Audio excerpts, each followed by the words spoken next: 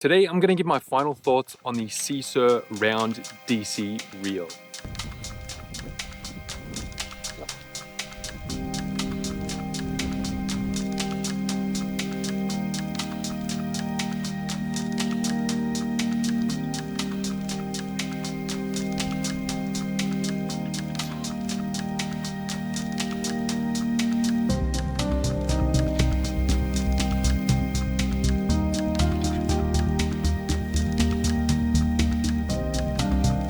Oh, what the?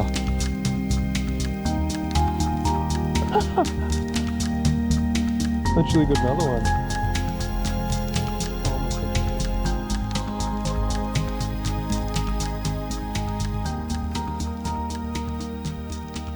Alright, so I've had this reel for maybe 2 months now. If you haven't seen the unboxing video, go check that out. Otherwise, stick around, we'll have a little fish and I'll give you my thoughts on the reel. All right, so when I first got this reel, I chucked it on a MeFine microbite, the 2.1 meter version. I believe that is a 2 to 10 gram rod. And my first impressions were, maybe this reel feels kind of on the over break side. I mean, you do have to take into consideration the spool is on the full side. So obviously if you have the spool less filled, it means the spool's going to be lighter, which means you can potentially cast further. So I actually then threw it on in the same configuration on the Pure Lure Titanium T, just to see if, that lighter rod can really, get some extra casting distance out of it. What was that noise? I don't know. But nah, that wasn't the case. It still performed the same way. So I've chucked it on this rod. This is a Bang Bang 6-piece pocket rocket. And I believe this one is also a 2 to 10 gram rod. So yeah, I think it suits it quite well.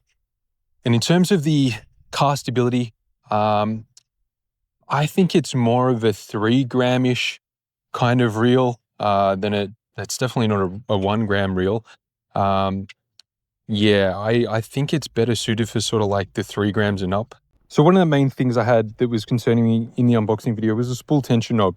So, in terms of side-to-side play, I've got no side-to-side play there.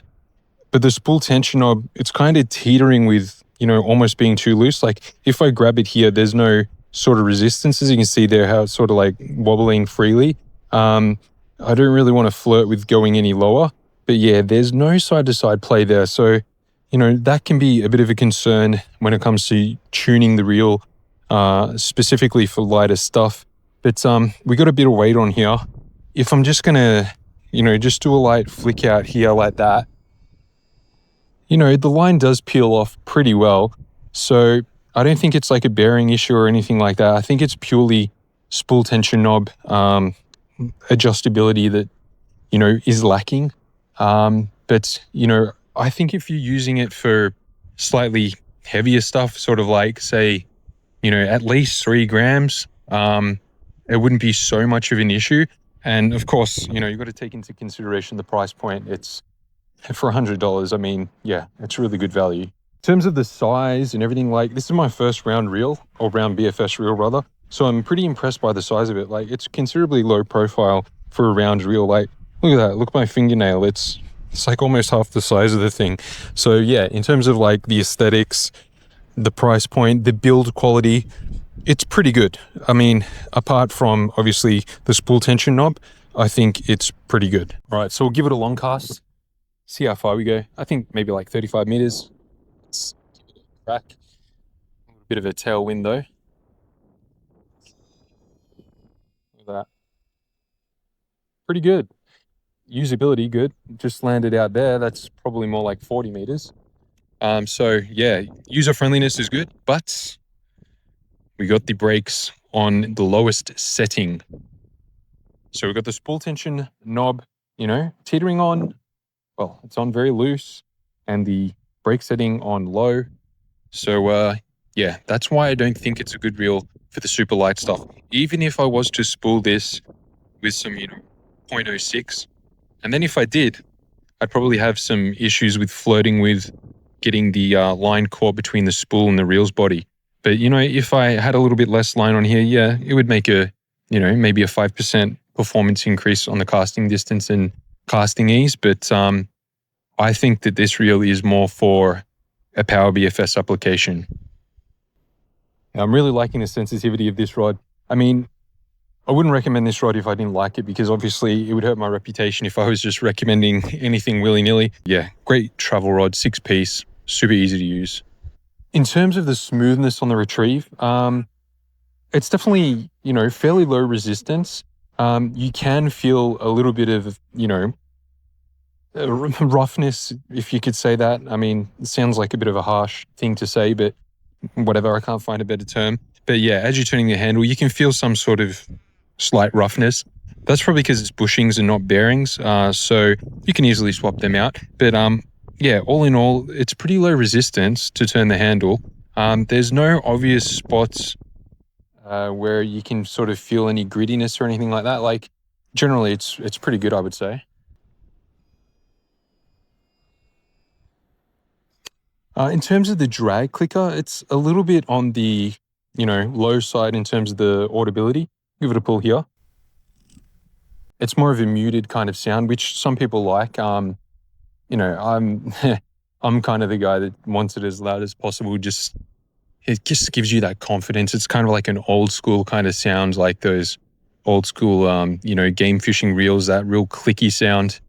I quite enjoy that. But yeah, it's quite a muted sound. I mean, it is audible, so that's all you need really.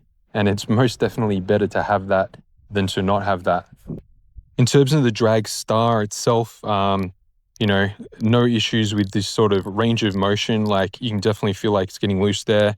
So it's got quite a big range of motion. Some reels in the past that I've tested have a very short range of motion. Like, maybe, you know, this could only move sort of like 1.5 inches up and down rather than a couple of full rotations. So yeah, in terms of the drag, we've got it tightened up there. Pretty good. Back it all the way off here. Let's just see what that's like. You know, quite light. I'd say it's got good adjustability. Like, I haven't obviously tested what the actual poundage is between the lowest and highest settings or anything like that. But it does seem like it would have good adjustability, because from the low setting to the high setting, maybe it's like 1 kilo to 5 kilos or something like that. There's a lot of range of motion, so that would mean that you could probably dial it in quite well. Probably got that drag a little bit loose there, a little bit loose there, a little bit loose. Got the YouTube drag setting still. There we go. Beautiful. Definitely no issues with getting birdies or anything like that. Although there has been a few times where the line has got caught between the spool and the body on this side here. But that's probably because the spool was, you know, it's quite full, but I mean, it's not overfilled. You can still see a bit of a flat part of the spool there. First, I want to say this is not a sponsored video. I paid for the reel myself. The small flaw with the spool tension knob to me is a minor issue. I don't regret buying the reel. It's got a lot of positives, it looks great, and it's very easy to use. The only thing I would criticize is that the braking is a little strong for my liking, which just means it's not the best at casting super light lures, but anything 3 grams and above, it's a real treat to use. I definitely don't regret buying this reel, and I'm going to continue to enjoy using it. Anyway, thanks for watching. Drop a comment and a like. I'll catch you on the next video, which is going to be an unboxing of a new spinning reel from Solo King, aka Silius. Catch you in the next one.